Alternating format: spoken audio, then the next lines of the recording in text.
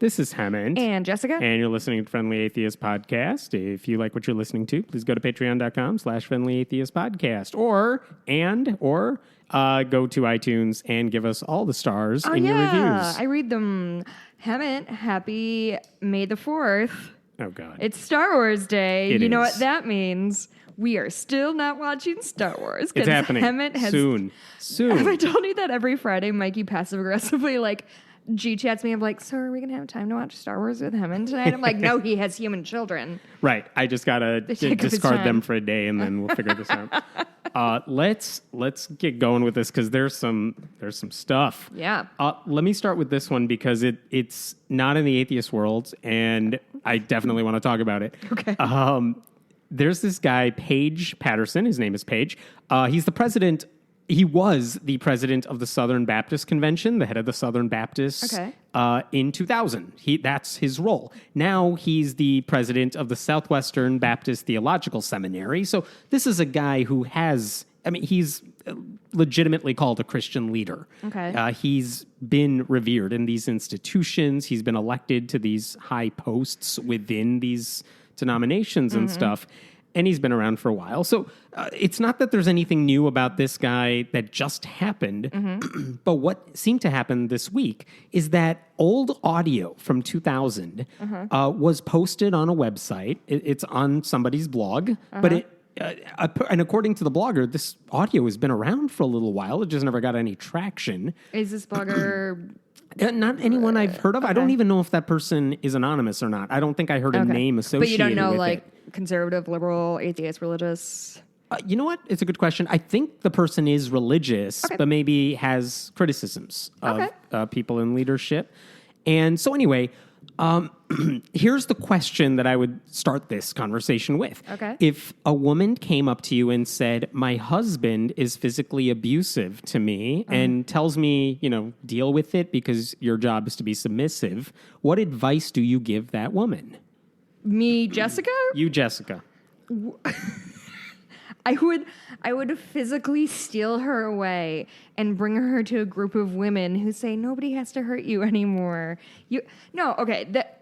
So you're saying that this hypothetical woman is being abused by her husband and has been told to stick with it? Because a woman's role in those type of conservative relationships. So she on her own has come to that. Maybe she believes that it's her role to be submissive to her husband, but her husband also reminds her, hey, submissive, you. Yeah, I would say that's not how it do. And maybe get out of there and find a safe space because things like that escalate. Right. Make sure there's no guns in the house. That too. I think the thing that sticks out, the escalating thing, it's going to get worse. Yes. So anyway, Paige Patterson was at some conference, and he was asked this hypothetical, I believe. What would you say to this woman in this position? And this is what the audio from 2000, this is what he says in this panel discussion.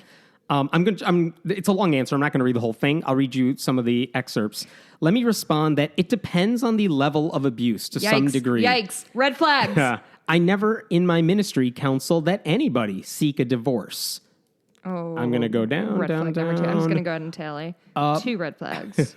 Drawing them. More often, when you face abuse, it is of a less serious variety. That's 3. But all abuse is serious, and there are 2 or 3 things that I say to women in those situations. Okay. First of all, you must not forget the power of prayer. Okay, 4 red flags. Yeah, and at some point he's like, get on your face before God and ask him to intervene. Get on your face? All right, dog. That's the transcript. And ask him to intervene. Now, do we count that red flag as just the power of prayer, or is that number 5? I think that was number 5. It's the idea, really, your advice is pray harder. That's with your face? With your face. But, that's not going to help. Yep. But then, here's the thing. He tells the story in this answer of his about a woman who took his advice and prayed. And he says this as see, I'm right. This is how this is where he's going with the story. I'm already drawing the flag. Go ahead. I'm going to read this one. Wait for it. Okay. I'll just give you one brief example of it. I had a woman who was in a church that I served in. She was being subject to some abuse. And I told her, I said, all right, I want you to do this every evening. I want you to get down by your bed just as he goes to sleep. Get down by the bed. And when you think he's just about asleep, you just pray and ask God to intervene out loud, quietly. But I like said, passive-aggressive prayer. But I said, you just pray there. And I said, get ready because he may get a little more violent, when he discovers this. That's another one. And sure enough, he did. He came to church one morning with she came to church one morning with both eyes black, and she was angry at me and at God in the world, for that matter. And she said, I hope you're happy. And I said, yes, ma'am, I am. And what she didn't know when we sat in church that morning was her husband had come and was standing at the back the first time he ever came. I'm skipping down. Basically, he's saying he found God that day, even though he just beat her and punched her in the face. And then he closed his panel discussion answer with this. Remember, when no one else can help, God can. And in the meantime, you have to do what you can at home to be submissive in every way that you can and to elevate him. So she had two black eyes. Was him capitalized? Him no, God, not or God. Okay. Elevate your husband. I just need to make That's sure right. I'm keeping track of my red She flags. had two black eyes, but it was okay because her husband came to God, is the story. So here's the thing. This was in 2000. The audio resurfaced this week. And now it became a big deal because a lot of more popular Christians, especially on Twitter, not only started sharing this audio, but commenting exactly, I think, what you're thinking and I'm thinking, which is that I don't care if you're religious or not, that's horrible advice. And I'm sure a lot of Christians would say prayer is part of the answer, but one, so is divorce. So is reporting your husband to the authorities. So is, counseling. There's a lot of other things involved Restraining here. orders. Yeah. And so people started speaking out against it. People started trashing Southern Baptist culture because here's the thing. It's not just one guy making a douchey answer. This is speaking on behalf. Yeah. He's speaking on behalf of Southern Baptists. This is what they believe. Here's the thing, though, is yes, we should hold Southern Baptists as a culture accountable for that kind of language. But also, this is not isolated to the Southern Baptist sect. We just have gone through this with the Mormon church that they did the same thing of like, stay with him. That's what they advise. Catholics, the same thing. They don't, they won't allow you to get divorced. So it's, unless, this is not, I guess what I'm saying is like, this is less a Christian thing, less a Southern Baptist thing. I think it's a more religious patriarchal, yeah. Which I know, like I think people glaze over when you talk about the patriarchy and all that. But this is exactly what it is: that women are submissive, and thereby they have to kind of take this shit. Like this is its most fundamental chunk.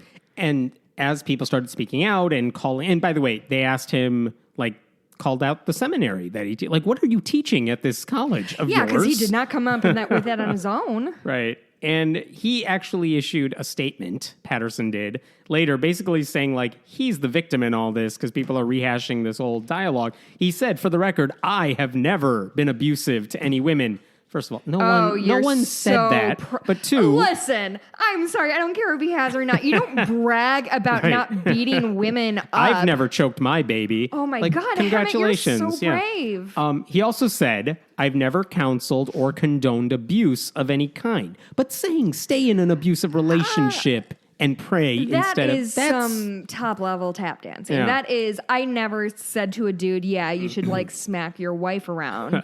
Right. What I also did not say is, hey, leave a guy who lays his hands on you because fuck that. Right. He also said, and this, why didn't he say this before? He said any physical or sexual abuse of anyone should be reported immediately to the appropriate authorities, as I have always done. But what does he consider the appropriate authorities? That's a good question. Because a lot of people say the appropriate authorities are your church elders. Yeah, that's very true. And I don't know what he means by that, but at least that's a slightly better response. But he didn't say that in the audio. He didn't say that in the audio, and also it does feel like too little too late. Yeah.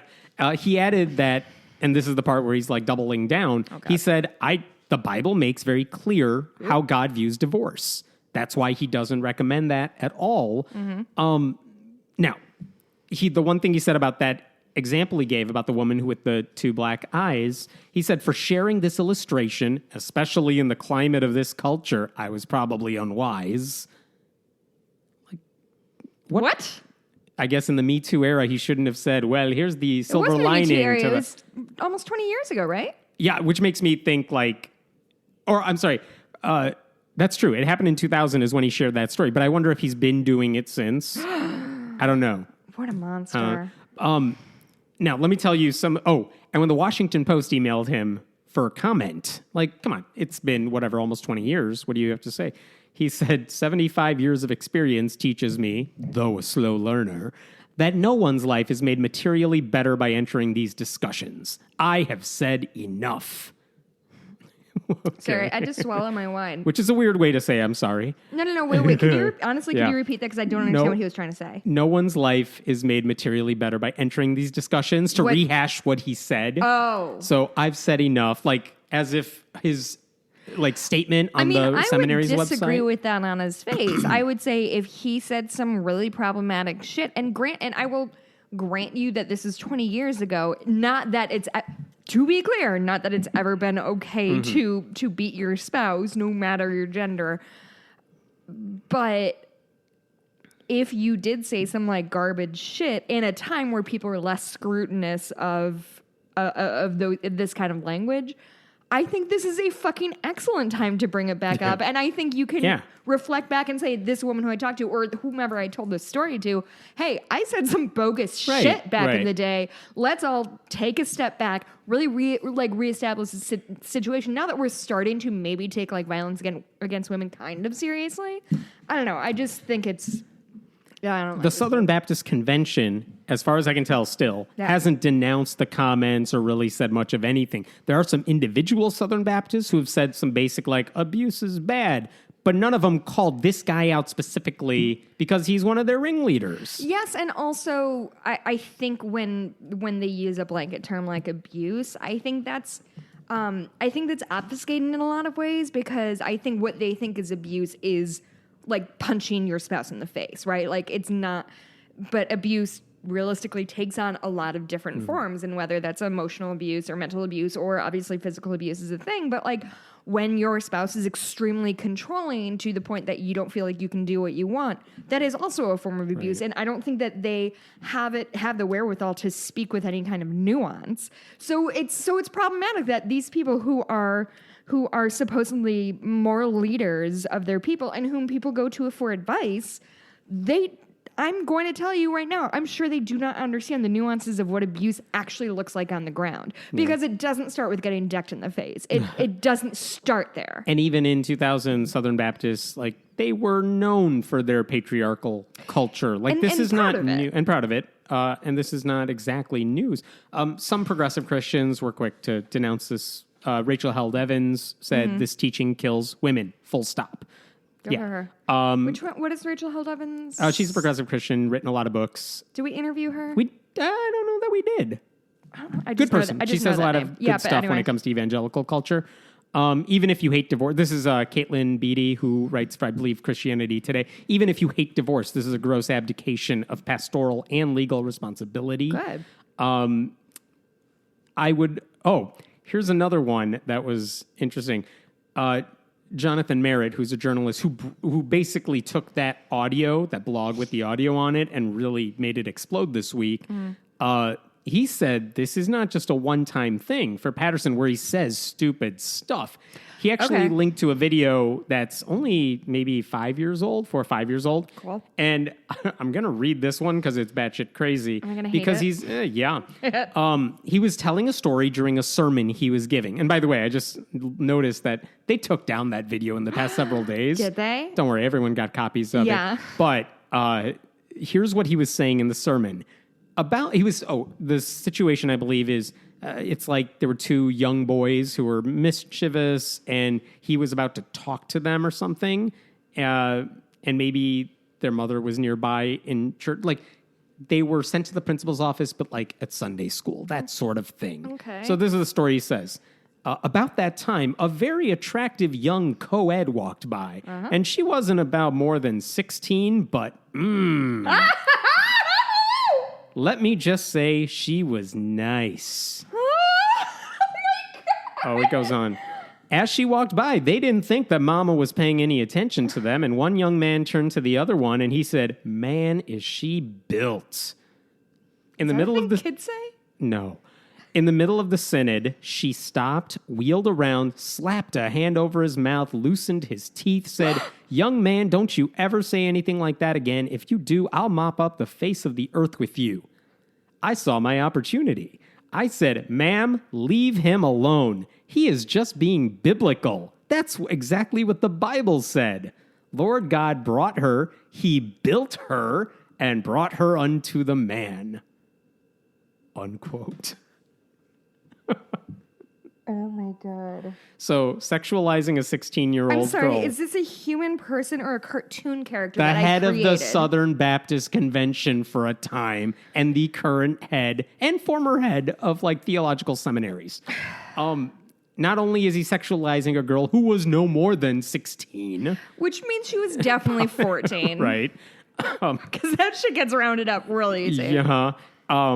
He's being weird. Like, he's not just condoning the boy's action to God, her. that makes He's me like so adding to it. uncomfortable. And then he's defending it using the Bible. Even if that's a joke, why? Why would you Hammond, say that? It is not a joke, and you know that. Even if he said it in like with joking overtones, yes.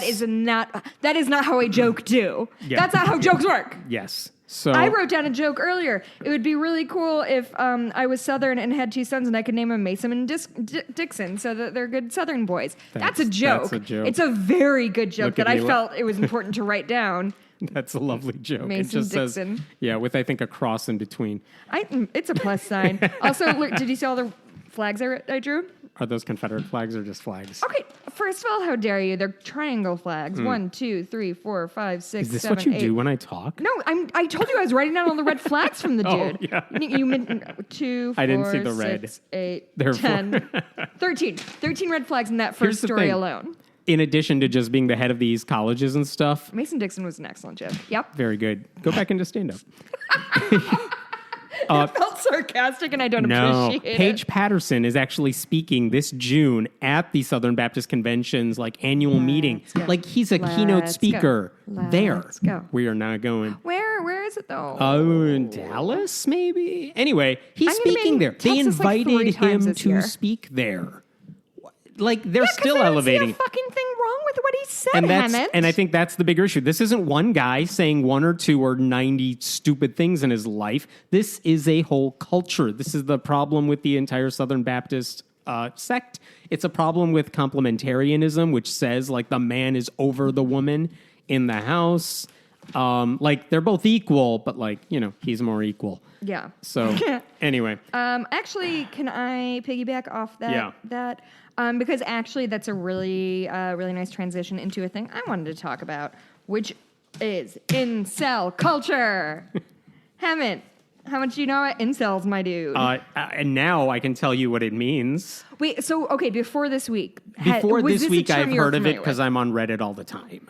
Oh, why are you on Reddit? I all the love time? Reddit. I I will defend Reddit against anybody. You got to avoid the crazy parts of Reddit, but I don't follow the crazy parts of Reddit. Mm-hmm. I like. I always enjoy being on there because I know what to follow, Yeah, and I know how to read the comments. It's like, oh, that's a troll. I can ignore the troll. Right. So whatever, but I like it. So incel culture is definitely something I've been aware of because I'm a human woman who goes on the internet.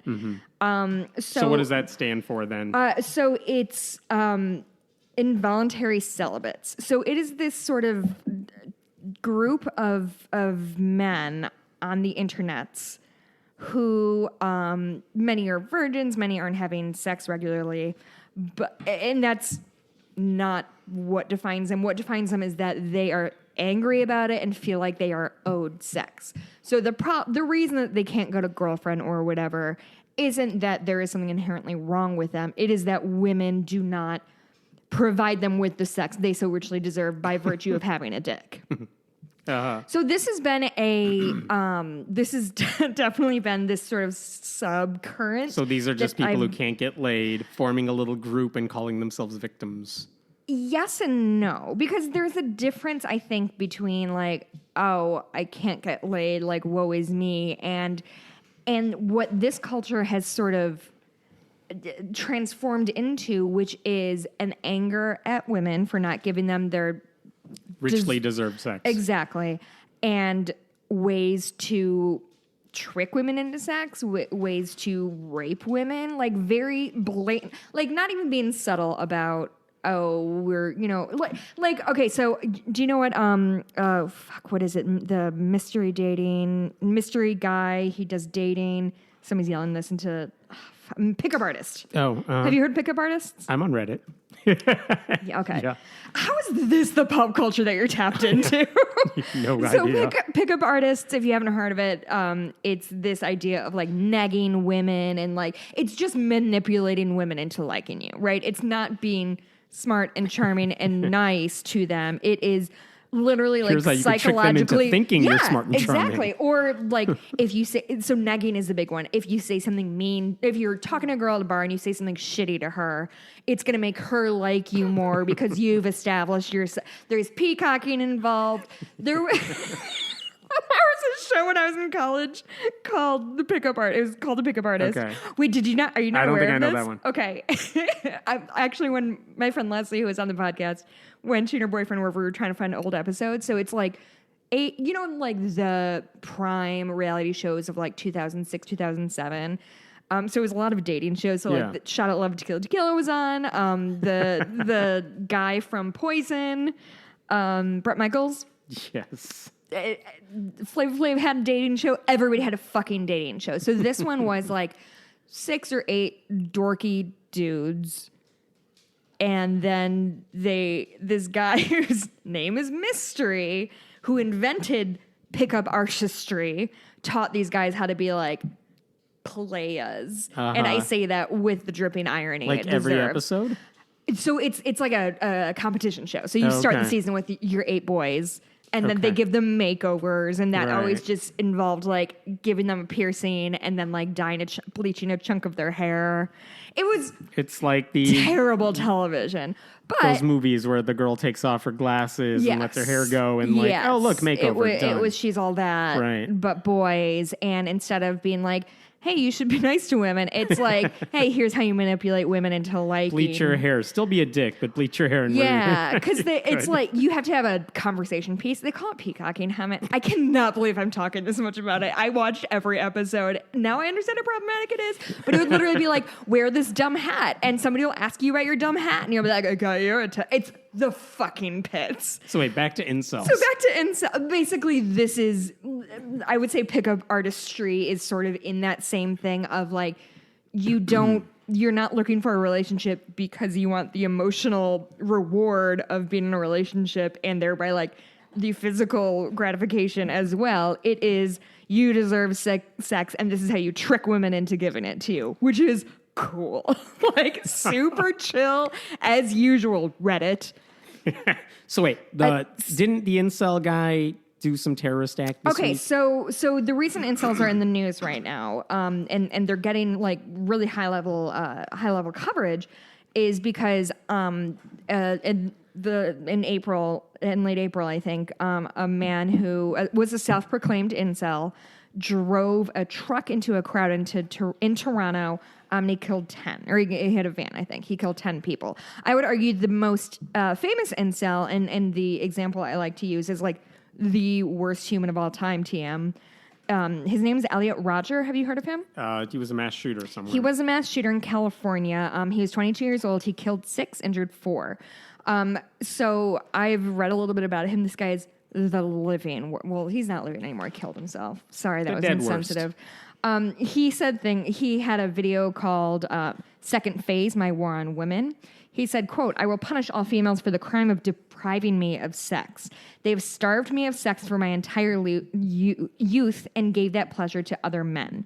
So he drove to the, this is from Wikipedia, sorry. So he drove to the Alpha Phi sorority house of UC Santa Barbara's campus because while he couldn't kill, quote, every single female on earth, he could, quote, attack the girls who represent everything I hate in the female gender, the hottest sorority of UCSB. So not only do they hate that women won't give them sex, they are furious that they will give it to somebody else. Like, it is just this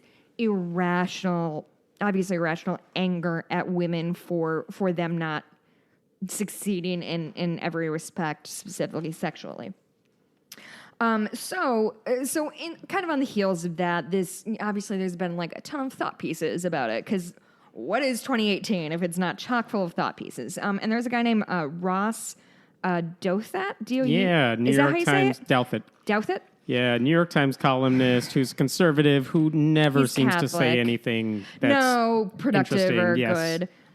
So he wrote an article called "The Redistribution of Sex," and so he quotes this man Robin Hanson, and says, "quote One might plausibly argue that those with much less access to sex suffer to a similar degree as those with low income, and might similarly hope to gain from organizing around this identity to lobby for redistribution along this axis, and to at least implicitly threaten violence if their demands are not met." So he's lending some support to this idea that, sure, they deserve some sex. It is the same way that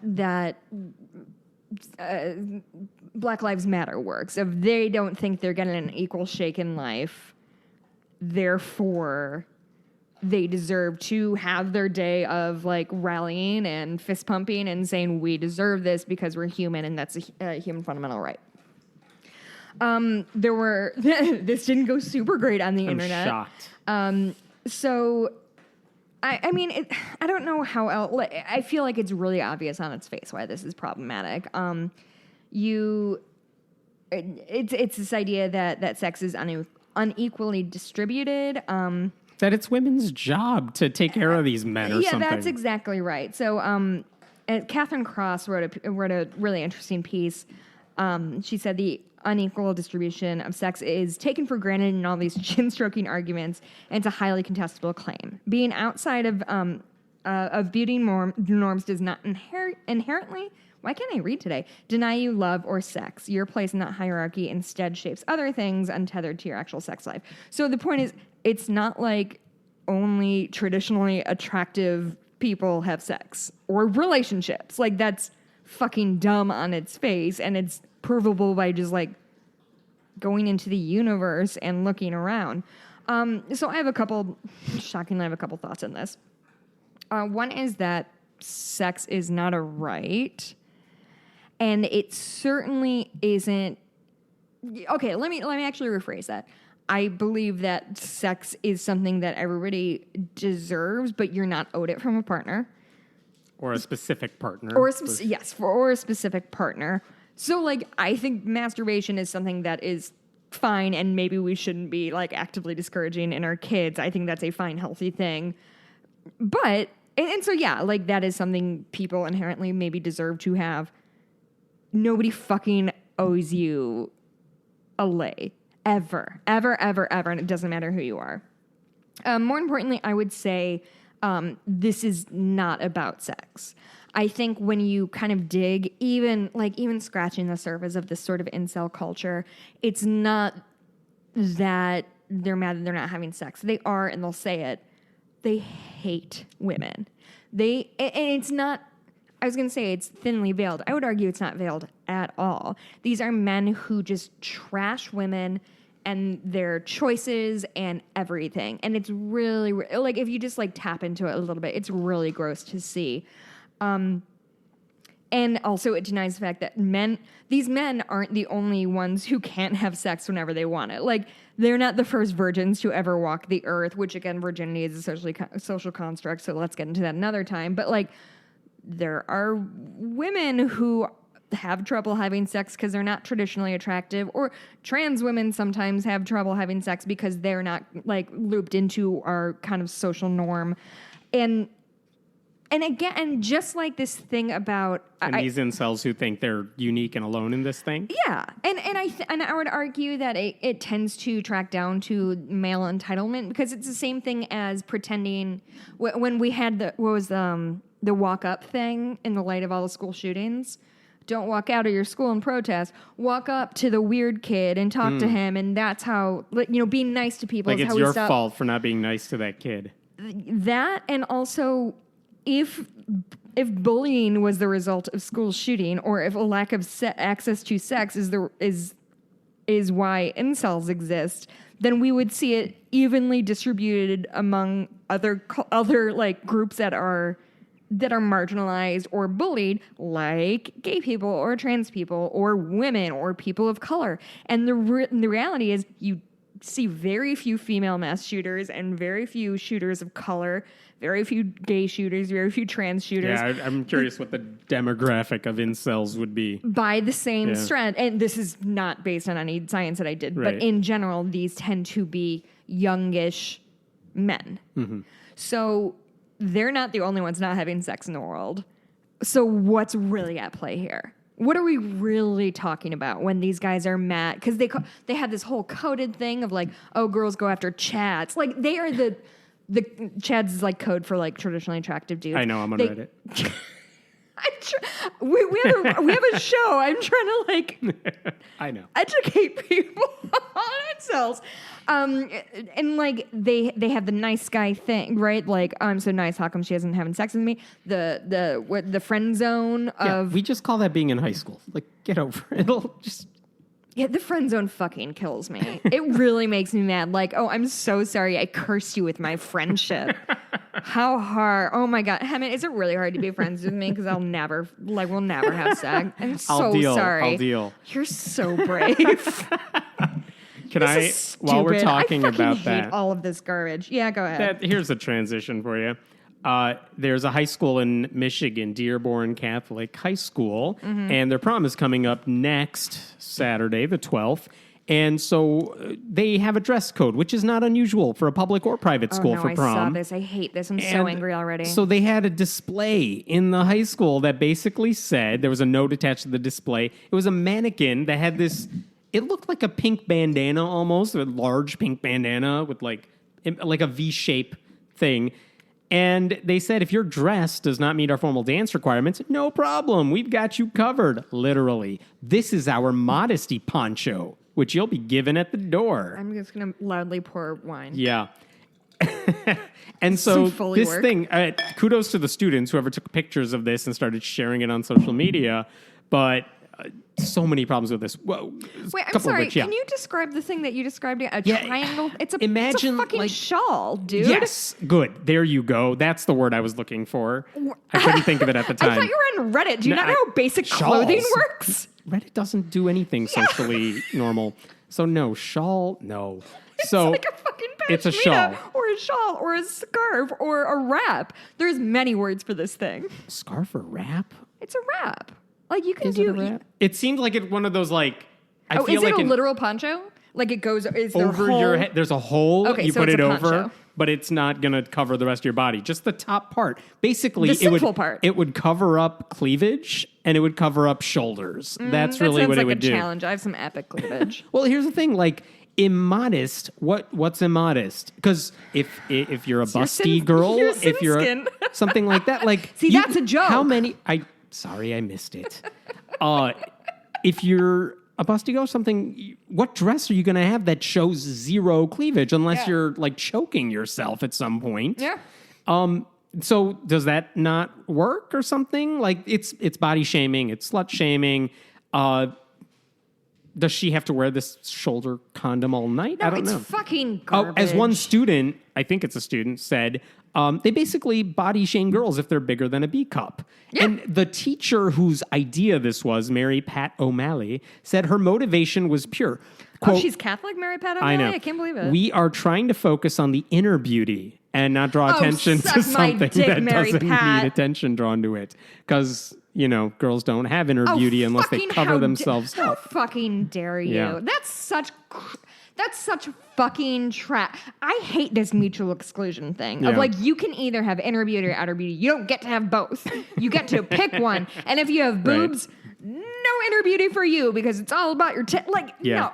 It's so okay. Not only is it garbage, but it's so dangerous. It's such a dangerous thing to teach young women that because of the bodies that they occupy and move through the world in, they are inherently inappropriate. Like if I wore like a button-down shirt with the second button undone, I would like have cleavage. 10 years ago when I was much tinier, I wouldn't have. Like that's just how human bodies work. And to act like somebody it's It's so fucking dangerous because it's shit that sticks with you for the rest of your life. For the rest of your life, these girls are going to be dealing with their own body issues because they think if they present themselves a certain way, not only will they not be taken seriously, but they will deserve not to be taken seriously. And it wasn't just an emotional or like the internal scarring sort of thing. Some girls had what they considered modest dresses. By their logic anyway. And after they learned about this, they're like, well, I guess I have to return it and buy another one, which it's a financial issue now too. Yeah. And there was nothing wrong probably with their dresses. Now, like a day after the story broke, they got so much backlash as they deserved that the principal, Eric Haley, principal, put out this statement, basically saying, to be clear, the poncho will not be passed out at prom. Good, fine. I don't know, but we just want to make sure girls feel sufficiently uncomfortable in their own bodies. Listen to some of the rest of his statement. It was on display to proactively remind students of our dress code policies and eliminate any confusion prior to the special event. So they were joking? I don't get it. Do I need to talk about what a joke is or is not? Well, he added one more thing. And wait till you hear this. Okay. We encourage our students to tailor their outfits or provide their own wraps or shawls that would meet our requirements. If necessary, we may also provide wraps or shawls, as we have done at school functions for many years. So they are covering up. So girls. When they say they're not, what they mean is we defo are. Yeah, but maybe it won't look like this pink, whatever, shoulder poncho thing. It'll just be a variety of colors. Do you want to hear the first joke I ever wrote for stand-up? This should be good. It's actually a good joke. I stand behind it. Stupid. I like my calories the way I like my uterus. Empty. It's a good joke. That was good. It's better than the poncho joke. That's very good. I like that one. Thank you. First joke I ever wrote. Speaking of jokes, Ken Ham is in the news. And I'll tell you why. I think somebody tweeted me about Ken Ham, and I just couldn't. At this point, I don't even know what. It's always something different. But is it about the birds and the teeth? Yeah. So they found journal Nature published an article basically saying there was a new discovery. They found a skull of an ancient bird. And the thing is, it marks this transition point between dinosaurs and modern birds because it definitely looks like a modern bird, but it had teeth that were really sharp and stronger and a jaw that was much stronger than usual. You don't find those in modern birds. You find those in dinosaurs. So it's like, cool, this is like a transitional fossil. This is the sort of thing you dream of finding. And they've never found such an intact skull. So very cool discovery. It's 86 million years old. I'm not going to bother trying to pronounce the Latin name for it. Do it. It'll be your joke. Ichthyornis dispar. Sorry. That's good. But anyway, probably.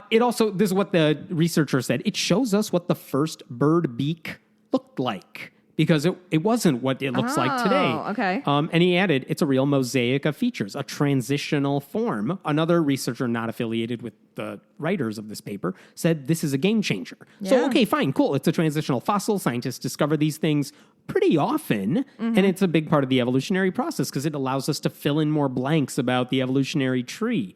So, of course, if you're a creationist, first of all, 86 million year old fossil, that's impossible because there's no 86 million years ago. I was trying to scroll through my Twitter to find who tweeted this at me. Did you say impossible while I wasn't paying attention? That's a joke.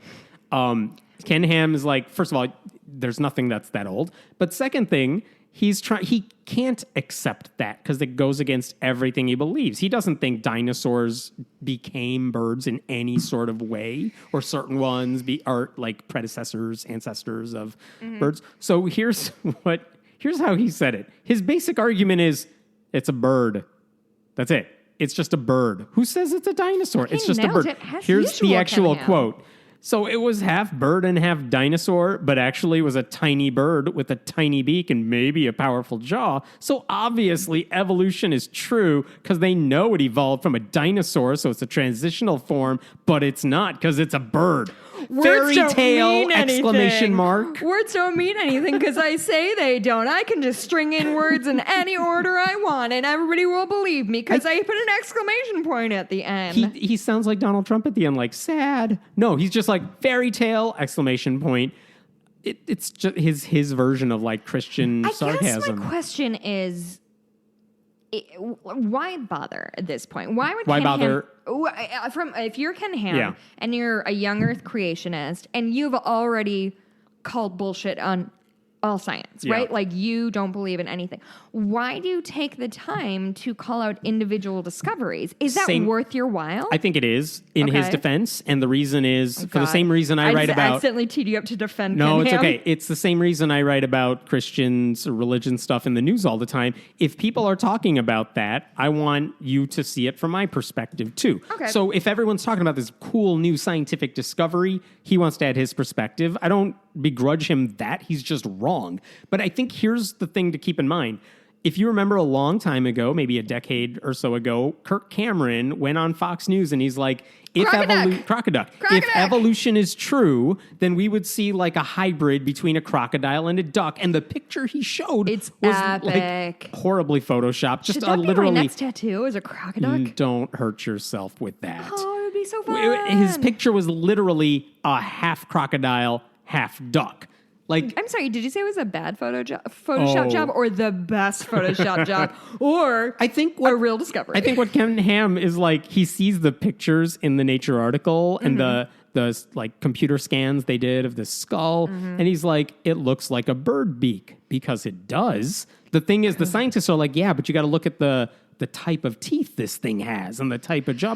And Ken Ham's like, but it looks like a bird. And I think, like, or I can make up shit. I think his mind is saying like, this should have like the head of a T-Rex and the flapping wings of a bird in order to be a legit transitional fossil. Which is so funny because it's such a willful misunderstanding of what evolution is and how it works. As in, like, it's like a scan from the top down. Yeah. And you just magically morph. That's what he thinks. I've had arguments or discussions with people about evolution and how it works and how it doesn't. And the thing that this is my former boss, whom I adored and respected, but she was a creationist, and that was a thing that shockingly we never really agreed on. We were talking about the evolution of horses. We worked with horses together. And to me, it just seemed really interesting that she understood genealogy. She bred horses. So she understood that like a miniature horse is the same thing as like a Clydesdale or a Shire or a big draft horse. Those big horses versus small horses haven't. Yeah. And they're so different and so unique, but we can acknowledge that they, like, I feel like with no context, you wouldn't look at a mini horse that's, 200 pounds or whatever. They're probably more than that. And then look at like a Budweiser horse, a Clydesdale, and be like, yeah, those are definitely the same species because they are so drastically different. But they are willing, because that is something they can like tangibly understand, I guess. They're fine with that. It's for some reason the speciation aspect of it, of like, at some point they can't crossbreed because they're no longer they're like, well, no, and fucking tapped out there. But it shows their ignorance completely. But it feels willful, doesn't it? Yeah. What I don't get is, I know Ken Ham hires people who have PhDs, a handful of them. Some of them went to actual universities, not Christian ones. And like, you would think they would at least understand evolution, even if they don't buy into it. And it's clear that they don't, because they believe the same stuff. Are you sure? Do you think they've like, forgive the pun, but like sold their soul in some respect of like, I will throw the letters after my name behind, I'll throw the weight of that behind your garbage claims in exchange for notoriety or money or whatever. I want to believe that, but there are at least, and I'm talking about a literal handful here, who really do know what the secular world says about this stuff, what actual scientists say about this stuff, and they just totally reject it because they take this stance that Genesis is literally true, the Bible is correct, etc. And that's one issue and a separate problem and whatever.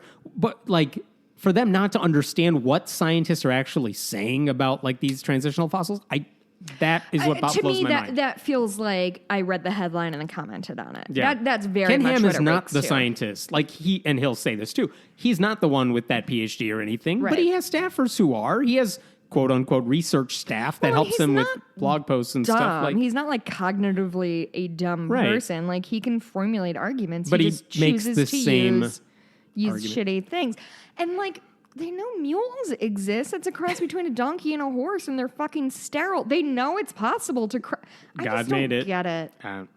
Can I move on to another one that's just, I want to make sure we get this one before it's too late. What time? So, like you said, it's May 4th. Tomorrow's May 5th. Tomorrow there's going to be a big rally. I'm sorry, it's not big. Tomorrow there's going to be a rally. I'll tell you about that in a second. But here's the story you need to know to make sense of this.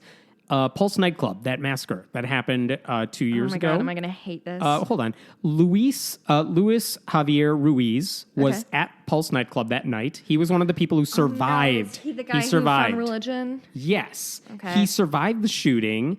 And not only did he find God, quote unquote, during his recovery and afterwards, he now says he's no longer gay because he's been saved by God. And what's interesting is I just noticed he deleted his whole Facebook post about this, but we know what he said, and we have screenshots. Dude, what are you doing deleting these posts? But here's what he basically said. Going through old pictures of the night of Pulse, a memory, were my struggles of perversion, heavy drinking to drown out everything, and having promiscuous sex that led to HIV, blah, blah, blah, blah, blah. I know who I am, and I'm not defined with who the enemy says I used to be, but who Christ Jesus says I am. Okay. All right. Cool. There was a profile written in a Catholic publication a year ago, so a year after the shooting, that basically said... Has it been 2 years Yeah, since it's been Pulse 2 years. already? Almost 2 years. He was helped in his recovery efforts by Catholic charities. So good on them. They helped him with the recovery. But this is the same group that is fighting to make sure... When they say recovery, do they mean recovery from the trauma or recovery from his homosexuality? Recovering from the trauma, but Okay. I wonder if that's also what they were going for. These are the same groups that fight to stop same-sex parents from adopting kids. Yeah, chill as usual. So I wonder if that's the reason. But anyway, tomorrow on Saturday, there was a thing called the Freedom March. I forgot what this is. They can't just take all of the words. No, they took the words. It's sponsored by a Christian group called Voice of the Voiceless. And basically, this is a march for people who supposedly stopped being gay. They're no longer LGBT. And they're testifying publicly of the life-changing grace available to those who want to, quote, leave the LGBT identity for something greater. So this guy, Ruiz, is speaking at that event. All right. I guess that's his... that's his right. Yeah, he's also going to be joined by activist mommy, Elizabeth Johnson. Because anytime there's a horrible opinion to promote, she's there. Whether it's sex education, which she's opposing because it has the word education in it, and Roy Moore. Thank you. And Roy Moore, the alleged pedophile. She was there for a press conference defending him. Has he moonwalked into obscurity yet? No, he's going to run for governor, I think. No! Really? So, yeah. So anyway, this rally is going to go on tomorrow. Now, I read a comment, so I don't know how much credence to give it, which is that this group has put on rallies before and they never get more than like a dozen people at any of these events. It's like one of those you invite. It's I don't know if it's in Virginia or somewhere close to there. I don't think it's in like Washington, D.C., but it's somewhere. But I'm very curious. I want to go to D.C. Let's go to D.C. for a thing. What thing? I don't know. There's things that happen in D.C. But yeah, what bothered me is I'm like, this guy saw 4 people die because I mean, like, granted, that's the lesson he learned. I know one of the narratives coming out is maybe the shooter didn't even necessarily target them because they were gay, just because he wanted to commit chaos, and that was the club he found. I don't know if that's true, but whatever. I heard that's true. The point is, these people died at a gay nightclub, and this guy was part of that community in whatever way, and now he's going around saying you need to stop being gay. He's active. It's not just a personal thing. He's like, I want to stop you from being gay. Dangerous. In some way, it's you saw people die, and now you're pushing the same ideology that makes LGBTQ people kill themselves. That's I think, what bugged me so much about this more than anything else. Very well put. Because I think I always want to be really clear when we talk about like this kind of anti-LGBTQ movement that we see and have been seeing for centuries. It is denying people, it's denying Americans their basic human rights in a lot of ways. It's denying these people the rights and privileges that those of us who are straight have. But in addition to all that, it is sending a message to young queer kids all across the country that what they are and what they feel is wrong. And that is a harmful message. There are kids who aren't going to make it out of childhood because they're hearing these messages, whether that's from this guy or their own parents or their pastor or whomever. These have very real consequences. This isn't just about gay people have the right to marry, which is not to undercut that, but to continue this weird conversation about what's wrong with gay people, or gay people are less than, or whatever, it's extraordinarily and deeply dangerous. Do you want to talk about something happier? I guess. White House Correspondents' Dinner, which happened after we recorded. Okay, when I was doing my notes today, I didn't write anything about it for a minute because I was like, the White House Correspondents' Dinner was like 4 months ago. Yeah. I could not believe how recent it was. Right, not even a week. Oh, my Christ. I wanted to bring up one thing about it that I laughed at today, maybe yesterday or something, but basically... Took you a second to get Michelle Wolf's jokes. One of the things, I mean, I know all the attention has been about the things Michelle Wolf said about Sarah Huckabee Sanders, but she also made a few jokes at Mike Pence's expense. And the one that got the most attention is Mike Pence is very anti-choice. He thinks abortion is murder, which, first of all, don't knock it till you try it. And when you do try it, really knock it. You know, you got to get that baby out of there. She said some other things, too, about him. But okay, fine. So we know Sarah Huckabee Sanders because she was on camera that night. She didn't even crack a smile. She didn't find anything funny because she doesn't smile. I will say her contouring was on point. Her cheekbones looked great. Sorry. But we don't know. It's true, though. But what we don't know is, like, well, how did Mike Pence react to any of this? And he wasn't there. Right, he wasn't there. So he, on the National Day of Prayer, on Thursday, he did an interview, surprise, surprise, with the Christian Broadcasting Network, because I think they do more interviews with Trump and Pence than even Fox News, because they're even... You know, Trump hasn't done a press conference in over a year. Mm-hmm. They are even more softball than Fox News. So Pence did an interview with David Brody of the Christian Broadcasting Network, and Brody asked him that question. Here's his question. Wolf said about how you believe abortion is murder. I mean, it was not only untrue, but over the top. What? Yeah. How is that untrue? He does think that's the whole point of the pro-life movement, is that abortion is murder. Right? Maybe you don't punish the women. I'm sure that I might have zoned out for a second because it sounded to me like a Christian just said the fact that quote unquote abortion is murder is untrue on its face. Yeah. Are you sure? I'm quoting. I haven't Wolf, had that much I'm wine to reading drink, the but transcript. I feel like I've... Wolf said about how you believe abortion is murder. I mean, it was not only untrue, but over the top. He didn't even say the joke was over the top. He said that comment was over the top and untrue. We're in the upside down. I thought it was like, oh, it's like a Holocaust. It's another genocide. Like they think abortion is murder. That's okay, whatever. That's not even the point of this. The point is Pence's response ultimately is, with regards to the critics, David, you know, I'll give him this. Regards isn't a word, it's regard. Yeah. I will, he said regard. Sorry, I misread it. My fault. You mean me pedantic at you. I'm sorry. His response was actually like, oh yeah, that's how presidents usually sound. Like his response was in general, you know, I deal with the critics. They're going to be there. I support their right to say this stuff. I disagree. That's what you kind of expect someone to say in his position. Remember when he saw Hamilton and like the actors said this statement, whatever. And his response later, he sat there, he took it, and then he walked out of the theater. And his response was something like, they have a right to whatever. Yeah. He gave a pretty normal statement. All things considered, he handled that well. Did you know that the actor who said that was the same guy who played Judas in Jesus Christ Superstar? Really? Same guy. Go ahead. Nice. Here's what this wine cork that wasn't the point of this story either. Mike Pence, here's what Mike Pence said. With regard to the critics, David, you know, it comes with the territory, you know? As the Bible says, I count it all joy when I endure trials or criticisms. Brother. All right, whatever. But okay, basically, it doesn't matter if you're saying good or bad things about me, if you're my critic, like, it's all good. You're living life, be happy, fine. Okay, fine. I had to look that one up for a second, and it turns out that comes from James chapter 1, verse 2. There's a book of James? There's a book of James. And then I was reading more of the book of James, and guess what it says a little later in James chapter 1? He tricked you into reading the Bible. Verses 10 and 11. Like, and this was a few sentences later. Okay. Here's what it says. The rich should take pride in their humiliation since they will pass away like a wildflower. The rich will fade away even while they go about their business. That is fresh Maybe as hell, Mike Bible. Pence hasn't had read the Bible. Who knows? Oh my God. I found that amusing. That's I mean, God, I mean, how many times can we talk about the hypocrisy of Christians when they don't follow the Bible? It's bonkers crazy.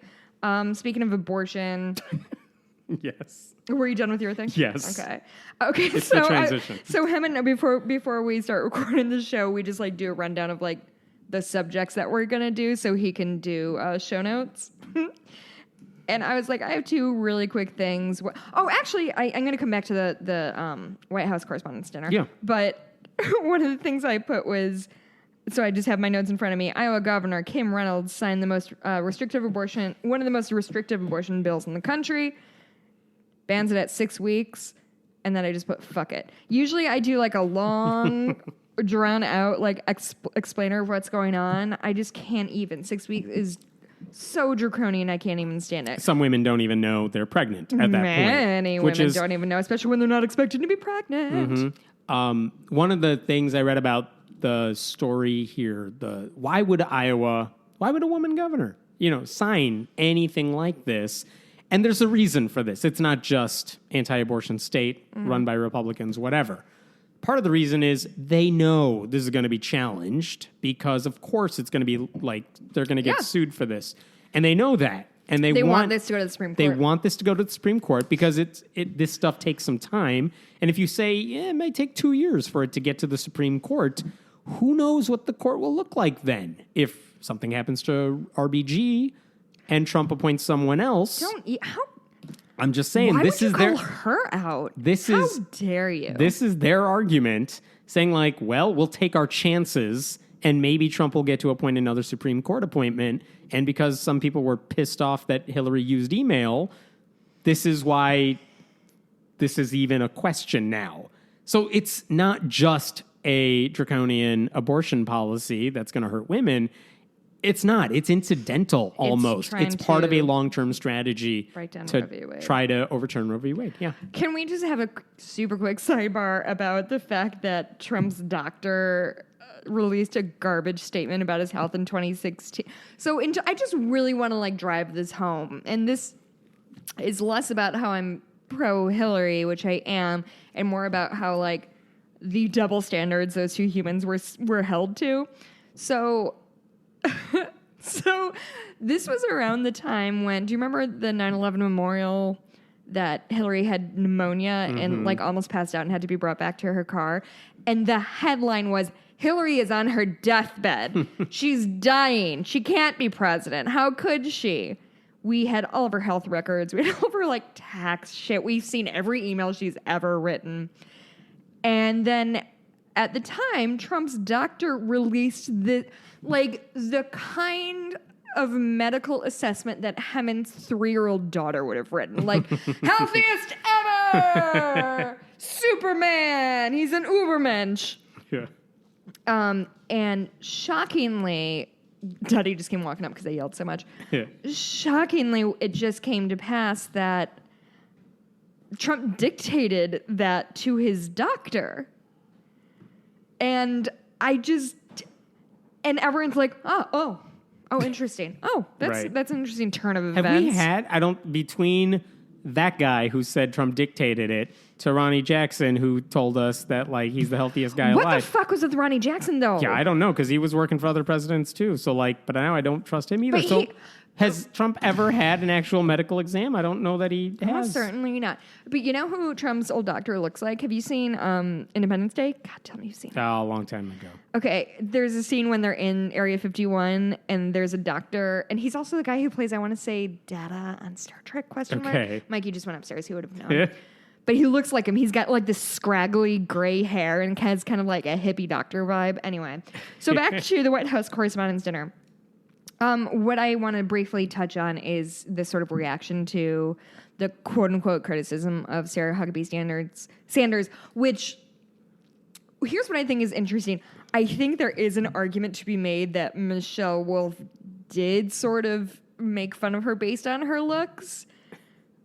But it wasn't the smoky eye thing that everybody's obsessed with. So she did a bit about how like Sanders is kind of the like softball coach of whatever, which is first of all not untrue. Second of all, like too true for me. Like that kind of struck home.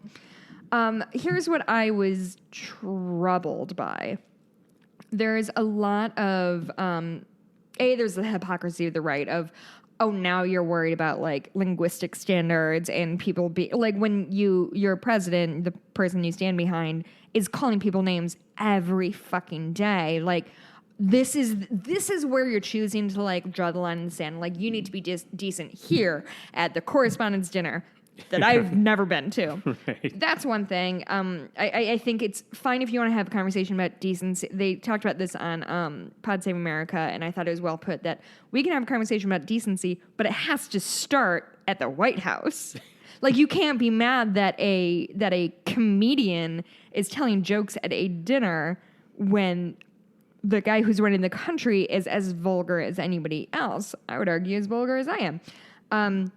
But here's what actually sort of bummed me out is a lot of women came to, quote unquote, the defense of Sarah Huckabee Sanders. Yeah, and media women. Yeah, Mika Brzezinski was one of them, whom I respect. I like Mika a lot.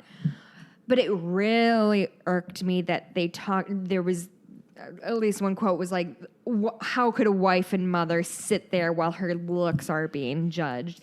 And that fucking sucks because part of feminism is that women aren't inherently weaker than men. And instead of labeling Sarah Huckabee Sanders as what she is, which is a professional working woman who is represented in a White House, who is constantly lying on behalf of her boss, but to sort of like reduce her not reduce, that's not the right word, but frame it as, oh, this working wife and mother was getting attacked. And that's garbage. Like, nobody would ever say, like, oh, husband and father Mike Pence was attacked for his, like, dumb Lego hair. Like, nobody would reduce it to that. And I think that sucked. And I really hated to hear that. And that's what I have to say about that. So now I got those two guys out. I only have one more thing in the listener mail. Oh. Do I have anything else? You got things. You're just going to skip them. I got things. I don't know that they're Let's do, like, lightning round. Lightning round. Okay. Let's talk about this House Chaplain. He resigned, and part of me was like, good, because he told an atheist he couldn't deliver an invocation. But then he said, we didn't know why he was resigning. Mm-hmm. And then it came out that he gave an invocation where he quite subtly kind of dissed the Republicans for their tax plan for not helping. Subtly is generous. Maybe, okay. It was when they were trying to pass their tax plan, right. And he basically did this whole thing about, like, let the poor not be fucked by this. Right. I would, if Unquote. I had to. And there was another one saying, like, well, he once allowed a Muslim to deliver a guest invocation. But whatever. We don't really know why, but he rescinded it. And then it came out that, like, Paul Ryan kind of pressured him out. Mm-hmm. And now he's like, I rescind my invocation. If you want to fire me, do it, Paul Ryan. I'm sorry, rescind his rescind his resignation. Okay. He's like, you know what? I take it back. If you want to fire me, Paul Ryan, fire me. But I'm not leaving on my own. That's dope as hell. Making the House Republican, the House Speaker. What do they do? Fire the chaplain. What did he do? Paul Ryan's like, all right, you can keep your job. Really? Yeah. And so it's over? It's over right now. The chaplain's still there now. Interesting. So Paul Ryan's like, not picking this fight. Wait, you mean Paul Ryan was spineless about a thing? I know, not shocking. My Paul Ryan. Yeah. Okay, next one. Lightning round. Liberty University. Oh, Christ. If you're going to talk to me about their gun range again. I'm not talking about the gun range. Do we talk about how they're the largest Christian school in the country? No, but okay. Okay, they're Jack Jenkins. Wait, really? Well, okay, so here's the thing. I think this happened right as we recorded last week. Even like Notre Dame, no. which is like okay. When it comes to Protestant, actually maybe compared to Notre Dame. Really? Yeah, because Notre Dame's not huge necessarily. But really? Yeah. Maybe I just live in the Midwest and hate when it Notre comes Dame. to the largest Christian school in the country, Liberty University says everywhere, we are the largest Christian university in the country. Last Friday, Jack Jenkins of Religion News Service put out a piece that basically said, No, you're not. Not anymore. Really? Because what Jack was saying is that... Phoenix College Online overtook him. Close. He said Grand Canyon University, which is based in Phoenix... which is a for-profit Christian school, is actually the largest. And here's what Jack found. Never heard of this. This is according to a government database called the Integrated Post-Secondary Education Data System. Okay. Basically, they said they reported Liberty's 12-month unduplicated headcount. These are all the students we have over the past year. They said for Liberty, it was 109,000 plus. They also said for Grand Canyon University, it was 111,000 plus. And this is including online students, obviously. Yeah. So the thing is... How have I never heard of this one? Because it's online and it's private and it's a Christian school. So it's like, why would you have heard of it? I'm not their demographic. Yeah. And so here's the thing. Liberty's not the biggest. It's as simple as that. You're the second biggest. So Jack pointed this out, and he reaches them because if they're mad saying, about it, Liberty University. Yeah, if you're saying you're the largest Christian university, well, you're not anymore. So what are you going to do about that? Fight. And they said, I think at the time, well, we're going to change the website. Then we'll make sure we remove that line from our advertising, whatever. Yeah. But after like a day or two after that report went out, they started pushing back. They're like, you know what? We are the largest Christian university. Really? And I'm paraphrasing. It's like, because we're true Christians. Yeah. For example, they said. So sorry. Yeah. Because, for example, Liberty University forces students and faculty members to sign a statement of faith that says, like, you have to believe in a literal Book of Genesis any interpretation. Joe Schmo can get on your garbage university Right. board. Yeah, they're like, they force, Really? Liberty says you have to be a young earth creationist. Grand Canyon University is like, well, you have to believe God created us, but the mechanism of that is up to you. Young earth creationism, God-guided evolution, which a lot of progressive Christians believe, like, they don't care. Yeah. So Jerry Falwell Jr. is like, well, then they don't count. Cool. That also means, by the way, like, if his Christianity is true Christianity, like Catholic schools, progressive Christian schools, none of these count because that's they're what I all was gonna heretics. say. It's like the schools that are like incidentally Christian. So like in Chicago, DePaul, Right, that's a Catholic. Loyola, are Forgot the specific, Jesuit, whatever. yeah, like they're quote unquote religious schools, but not in any meaningful way. Well, they're not. They're liberal with their policies. Like, I did grad school at DePaul. I never once had to do anything religious of any sort. Right. Right. Like, I just got my degree. But technically, it's a religious private school. I mean, it is. And Liberty University is bigger than Online. We talked about this before, that did their talk about online thing is Yeah, like you're right, bigger you're than right, you're anything. right, It funds you're right. Their gun range. their gun range, their actual physical campus is is funded by the online Okay. side. So Jerry Falwell also said we have more full-time students than Grand Canyon University, God, just which measure is your dicks and get over it. which is fine, but it's also irrelevant for the one metric that the Right. government actually keeps. So then finally he's like trying to compromise. This is Jerry Falwell Jr. If GCU requires faculty to affirm a strong Christian doctrinal statement, which he doesn't believe, and enrolls more students in total headcount, while Liberty enrolls more full-time enrollment, blah, blah, blah, then it would be fair for both schools to claim to be the largest Christian university in the world. In any event, he said, Liberty will remain the largest nonprofit Christian university in the world, which is true because they're for-profit. But When you're a jet all the way from your first cigarette to your last dying day. I have no idea where that one's from. Really? Yeah. Are you Not even, I have no idea. West Side Story, my No, dude? no. You've never seen West Side Story? I've heard of it. It's very good. It's honestly my I've heard a couple of the my- songs. Well, yeah, because they're fucking great songs, Hemet, and you're an American. We should watch. Thank you you. should watch. Even though Yeah, you're brown. adding to the queue after Star Wars Okay, here. Nice. I'm not saying we for the podcast, just in your life. Yes. West Side Story is very, very, very, very good. And if you need somebody to say all the words to all the lines and all the songs in your face while you're watching it, I can watch it with you. Excellent. After Star Wars, let's talk. I can't believe you never. West Side Story is very, very good. Let's talk about lightning round. One more thing. Oh, yeah. And then I'm done. God, we're bad at lightning round. There was a poll that came out this week, and it's by a group called the Institute for Social Policy and Understanding. And basically, I don't know if this is a group run, I think it is, a group run by Muslims, but they wanted to measure what they call the Islamophobia Index, which I know a lot of atheists, including myself, have a problem with that word, because like... Islamophobia? Yeah, because I'm fine with a criticism of Islam as a religion, because atheists frequently criticize religion, and that includes Islam. That's very different from like anti-Muslim bigotry, which and many people are totally opposed to. Fine. And I think a lot of people conflate the two. Like, I was just about to say, your problem's that they're conflated? Yeah. Okay. People are like, oh, you said like Islam isn't true, you're Islamophobic. Like, no, I have no problem with Muslims. I have a problem with the religion. Same with Christians, whatever. Anyway, they called it the Islamophobia Index. They wanted to see which groups, religious demographic groups, like how do they treat Muslims? And here's what I found really interesting. When it comes to saying, you know, who's likely to oppose Donald Trump's Muslim ban? Okay. Naturally, Muslims ranked pretty high on the list. Really? They were at 84%. They opposed the Muslim ban. I'm sorry. Surprise. What is going on with that 16%? I know. What's the other 16%? Self-hating or something. 85%?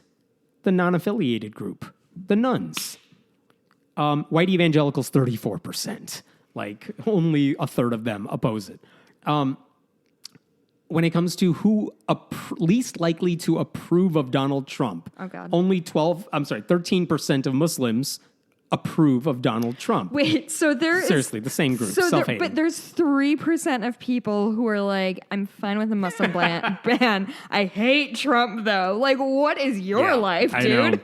3%, that's a lot of people. But the weird thing is, okay, you would expect Muslims to be the lowest in terms of approval. They're not? Well, they are, but 17% unaffiliateds again. Go on. We were second lowest. And nailing this. White evangelicals, 72% support Trump. So, I mean, the distance is huge here. Mm-hmm. And one more example of it, when it comes to the actual Islamophobia, like they did a separate calculation for this. Do you agree with the statement? This is what they asked. Most Muslims living in the United States are more prone to violence. Yikes.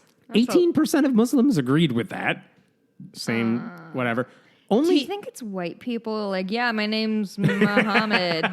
I don't know how they... Death to America? I don't remember how they conducted it, but 8% non-affiliated. We scored lower, like, in a good way on that.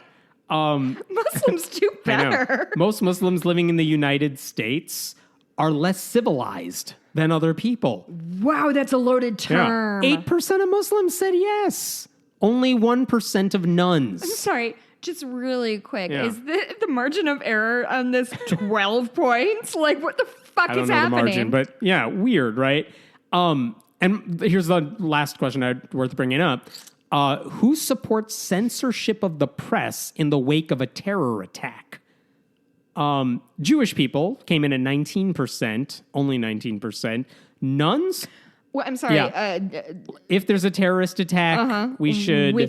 I think when it comes to... Which group supports a... Okay, got it. I think, I'm sorry, and censoring how you talk about them, maybe. Okay.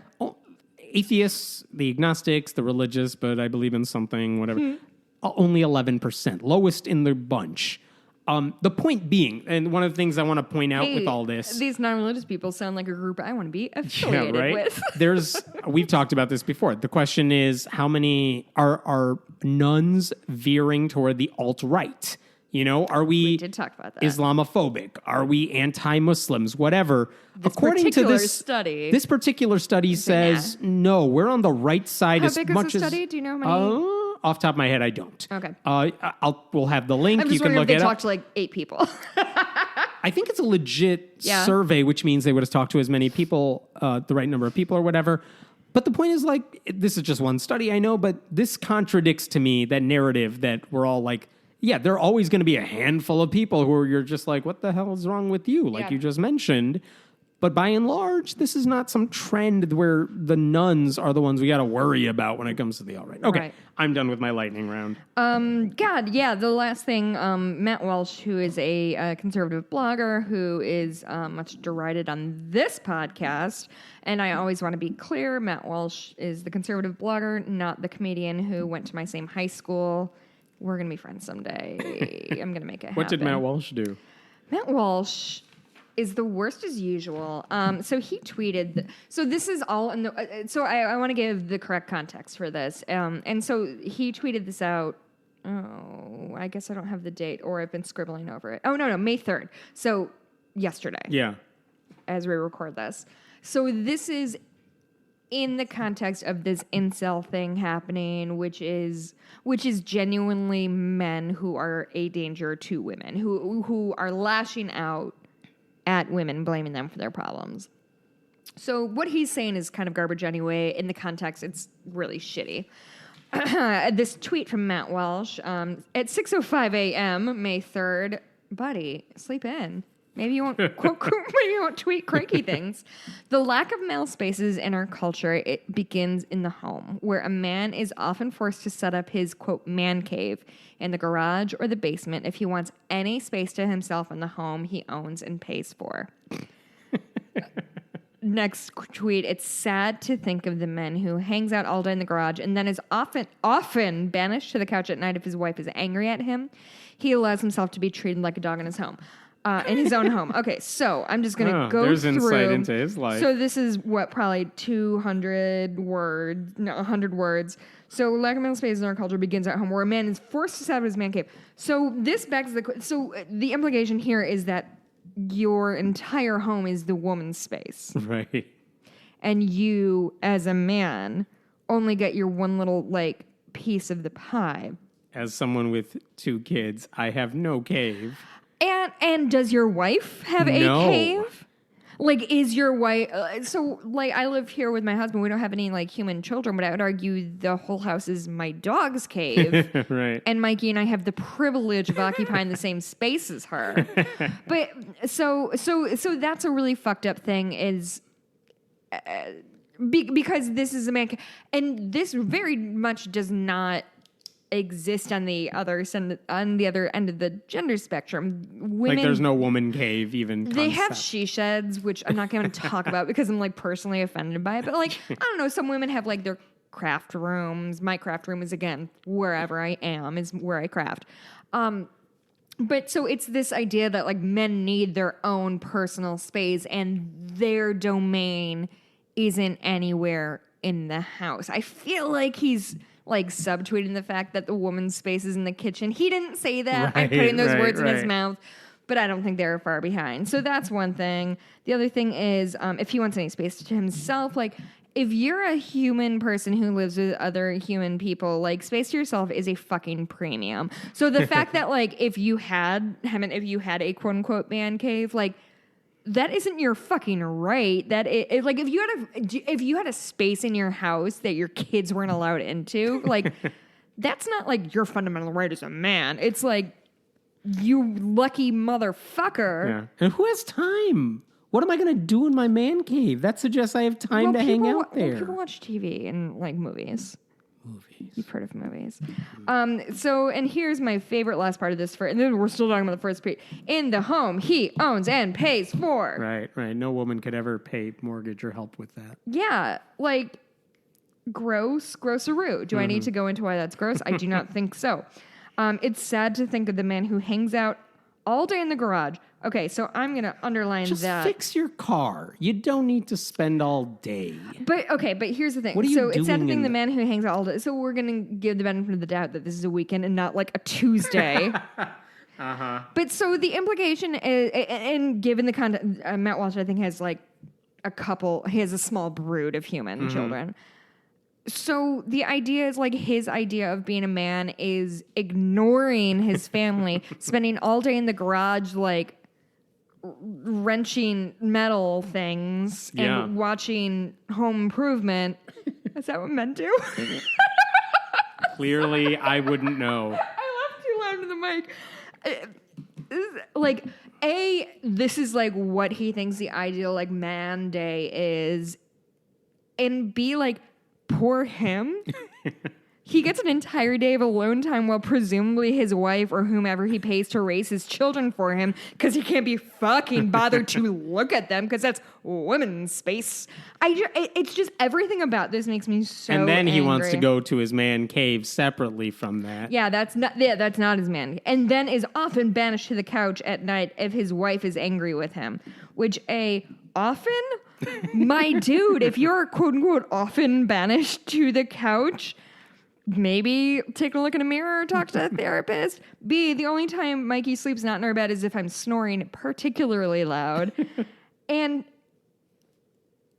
I just, maybe this is just a thing I can't relate to. I don't know if Mikey and I have ever had a big enough fight that we're like, sleeps. That's neither here nor there. He allows himself to be treated like a dog in his own home. Like, first of all, my dog sleeps in our bed every night. So again, this is falling down right and left. But it's just such a... We started this podcast talking about Paige Patterson, the Southern Baptist guy, and like Matt Walsh is not... I don't know if he's Southern Baptist or evangelical or whatever. But it's the same mindset. It's 100%. He's the owner. He's the domain. He's the king of the castle. And everything is done for him. But don't worry, men and women are equal in their point of view. But but I think it's when you're with your spouse or whatever, and you have a really shitty day, and you're like, I just want to go home, and I want my spouse to take care of it. Like, I'll come home and be like, I am not touching the kitchen. I'm not making dinner. Like, you have to take care of this. Oh, it happens all the time. And it happens with both of us. Is like, you take care of the kids. I'm relaxing because I'm tired. Like, this was a garbage.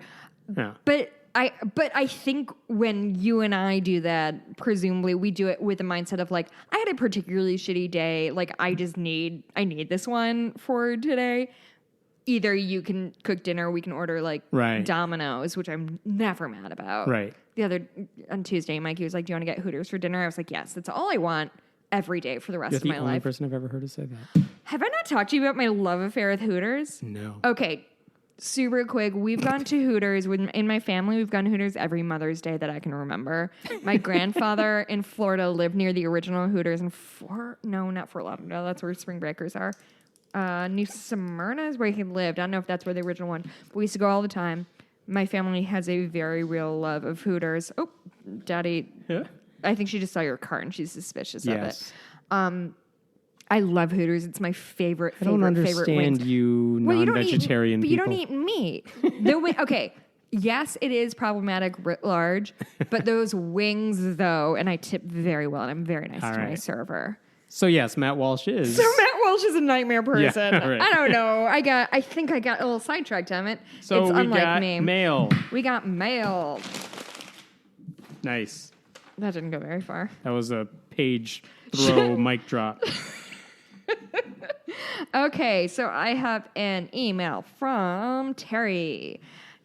Justin Hammett, thank you so much for the show. I'm going to start to read the nice things about us. I sometimes skip them, but a lot of people say mean things to me, so I'm going to read the nice things. Justin Hammett, thanks so much for the show. I listen on my way to work, and I'm always super excited to work on Saturdays because I know a new show will be up. Are we going to get this up Saturday? Sure. I have some You better hope the kids are in bed when I get home.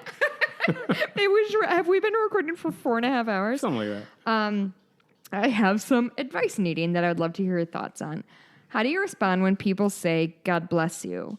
As an RN, registered nurse, I know things. I hear it on a fairly regular basis from thankful patients. This feels like a humble brag, Terry.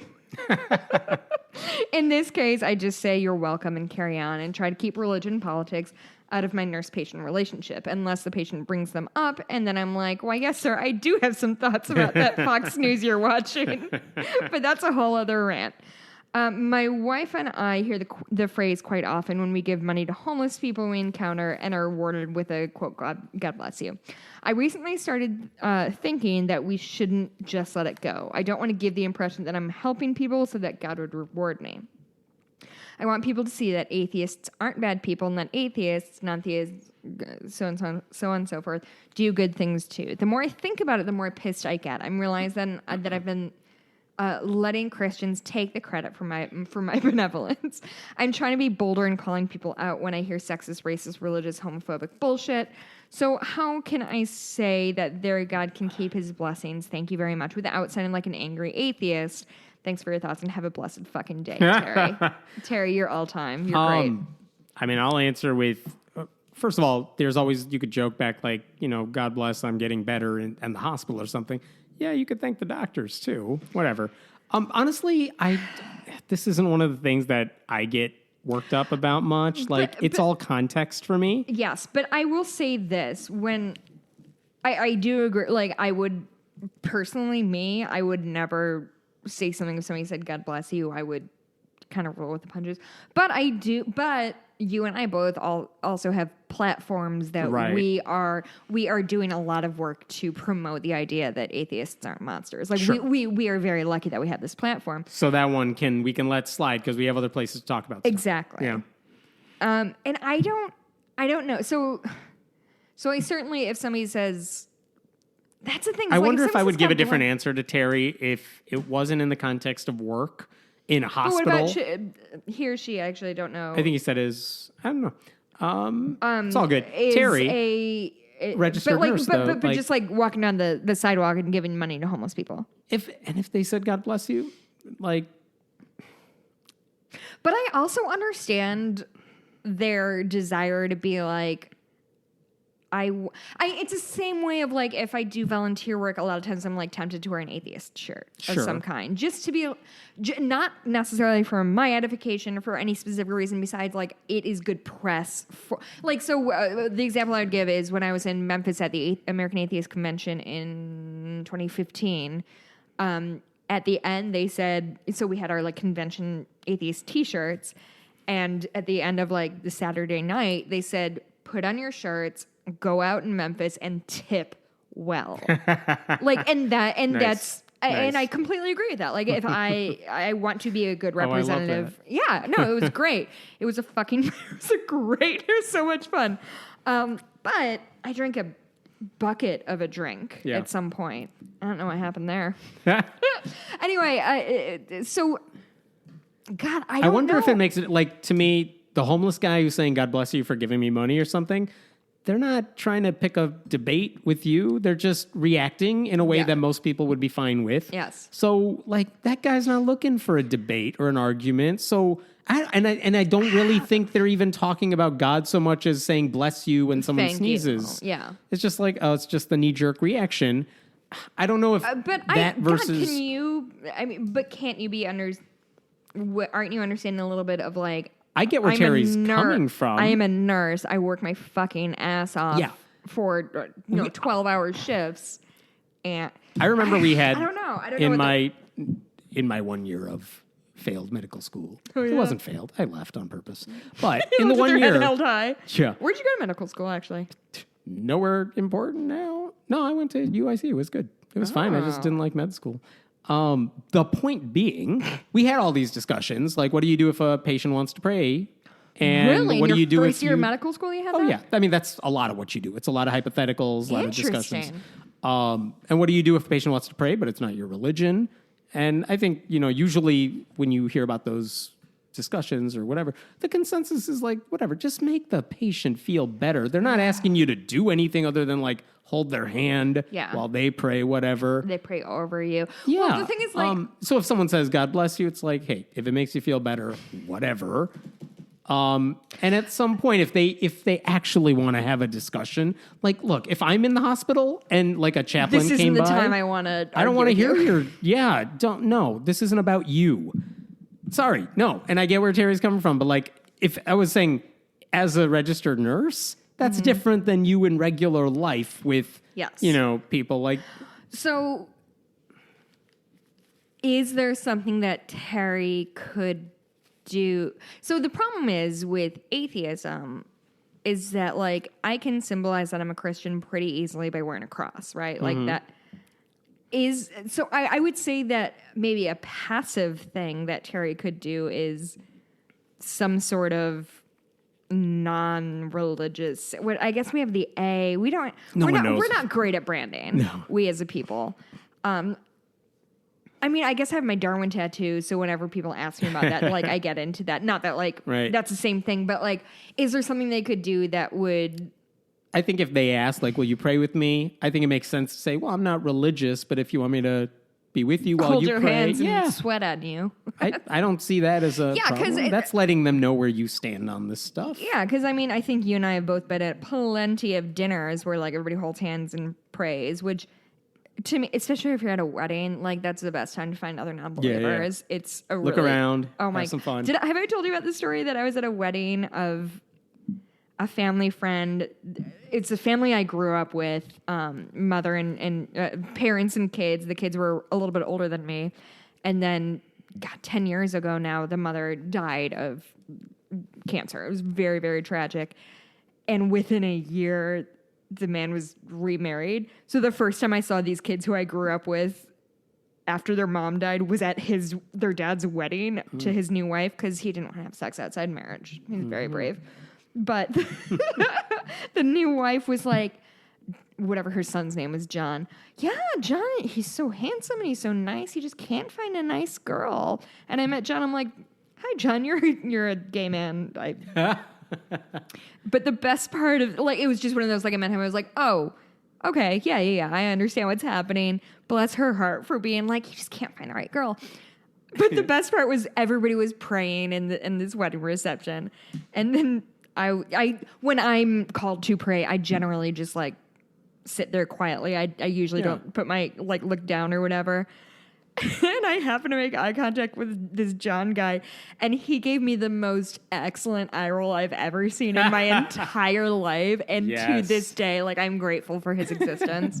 Anyway, I don't know. God, I don't know. Terry, I actually don't know why we solicit questions as if we know anything. But it's tricky. I think it's a tricky and interesting question because I don't think there's anything wrong with wanting to be like, hey, I'm an atheist and I do good because I do good. Yeah. The same way people wear crosses, it's all performative, right? Like, people don't wear crosses because it reminds them of Jesus. They wear crosses to be, I mean, maybe they do, whatever, but like it is. Show, I'm a Christian, I'm proud of it. It's whatever. performative, which is fine. The same reason I have like a Darwin tattoo. Like, it's all performative. But unfortunately, we don't have like a universal symbol for atheism. And I don't know the if devil horns when you walk into the rooms. I cannot think of a way that it wouldn't sound standoffish. Yeah. If you're like, I mean, if I'm the patient and someone did it and they were of a different religion, it's like, I don't want to hear it from you. I would feel the same. It is for the patient or the patient's loved one. Yeah, and I'm sure believe me, and I understand where Terry's coming from. I understand the frustration with the giving God credit when God did nothing. I cannot be more sympathetic to like this sort of. So at work, I'm like, don't pick that unless the opening is there and they want to talk about it or something. Yeah. In your real life, if someone says it, I think responding back like, well, I would thank the right people. Do you have a story? I'm obviously teeing this up because I have a story, but do you have any particular stories of like somebody saying something very overtly religious to you and you're like deer in headlights about it? Because I definitely have one. And it's probably been a while, so I can't remember anything off the top of my head. So the one I have, when I was in college, when I taught horseback riding lessons, and one of my students was homeschooled. Was she homeschooled or she went to a private Christian school, something like that? And I only had maybe half a dozen students, so I was really, really close with the students, with their parents. I had a great relationship with everybody, except for this one girl who I made cry every week. That's another story. But anyway, I was talking about actually that I was moving to Montana and that was my next step. And I was just like, I'm not sure. At some point I said, I just am not sure if I could because at that point I was working with horses professionally. And I said, I don't know if I could ever like work with horses for a living. I don't even know if that would be possible. And she just looked me fucking deadlocked in the eyes and said, through Jesus, all things are possible. Or through Christ, all things are possible. And my response was, well, yeah. What else are you going to say? What are you going to say? Anyway, Hammond, any good things happening this week? I'm going to a Cubs game next week. That'll be fun. Are you? I'm getting out of the house for one day. That's nice. Who are you going with? Some high school friends. That'll be fun. Yeah. Good seats? You have no idea. I think they are. I think he stole season ticket from someone for a game. Oh, that's awesome. Whatever, it'll be fun. Cool. I live in the suburbs now, but most of my friends live in the city. And so yesterday I was in the city for this because I work for a nonprofit organization now. So they sent me to this full day seminar of like Association 101, just about what it means to work for a nonprofit. So anyway, after work, I met a couple buddies of mine for drinks, one of whom was Eric, who's been on this podcast. I would recommend going back to listen to it because he's one of my favorite human beings of all time, and he grew up in a cult. He grew up in Church of God, maybe? I don't know. But it's a really, really crazy story. I'd go back and look into it. And it was so fun and wonderful, and like it's just great to reconnect with my friends. Also, yesterday was the 10-year anniversary of me graduating college. Hey, look at you. I know, and I've made so much of myself. All college graduates hope to have a podcast one day. Oh, I'm also almost at 1,000 Twitter followers, and Look at you. And I keep bragging to Mikey, and he does not think it's funny or interesting. Some people don't understand. I know, he doesn't understand. I was like, Mikey, when we got married, did you think you were going to be married to a famous Twitter person? He's like, I still don't think I am. Whatever. Go back to your man cave. Actually, we've got like a little like home, quote unquote, home theater. We have like a little, it's not a basement, it's a basement room. So there's like surround sound and like Sweet. an ostentatiously big TV that he got on like super sale. This is where we're going to watch Star Wars, so get used to it. Yeah. But people are like, oh, is this his man cave? And he and I are both like, don't fucking say those words to me. Nobody's like, man caves of pets. Just like live in your fucking house. You don't need to divvy it up. I'm sorry, I'm mad now. It's Why am Matt I Walsh. mad You have a right to be. You're All not right. comedian Matt Walsh. Hammett, where can I find you on Twitter? I'm at Hammett Meta. You can go on Patreon / Friendly Atheist Podcast. There's a comment there. If anybody has any suggestions for our next donor Reward thing. because we are gonna watch Star Wars. We will. It'll happen next week. We'll figure it out. It won't happen next week. You said next week today. I did say next week. It won't happen next week. I'll tell you why next week. Okay. So if anybody has any We'll suggestions, it will probably almost certainly be like making him and watch a thing. It's not gonna be West Side Story because I want him to actually enjoy it and not like watch it ironically. You can find me at Blueberry, BLUEBURIE. Email if you thanks to Terry again for writing in with a listener question, right? And I actually didn't have to make a call out today. Terry just wrote in to us, so you can email us at friendlyatheistpodcast@gmail.com. We will be releasing the next episode of Fables on the donor feed. It's going to be me and my husband talking about the book Tranny by Laura Jane Grace, which is excellent. You can hear about a really cool game that Mikey and his friends invented called Suck. When they also used to eat spaghetti sandwiches. You'll hear all about my really classy husband's early 20s life. Is that it? Go to iTunes, give us a review. I read them all. 5 of the stars. 5 of the stars. If you have an opinion Don't about skimp on the stars. Yeah, and if you have an opinion about my swearing, that's fine. You don't have to give us 5 stars and then complain. You don't have to tell anybody about it. You can just like hold it in your heart. Or give 5 stars and complain all you want. Oh, that's true. I'll read it, and I'll read it to my husband, and I'll complain about it. About you. We'll hit you deeply on the inside, but... It certainly does. I may have to go back to therapy. Who knows? Patreon.com/friendlyatheistpodcast, friendlyatheistpodcast@gmail.com. You know where to find us. Guys, thanks for listening. We'll see you next week. Bye. Bye.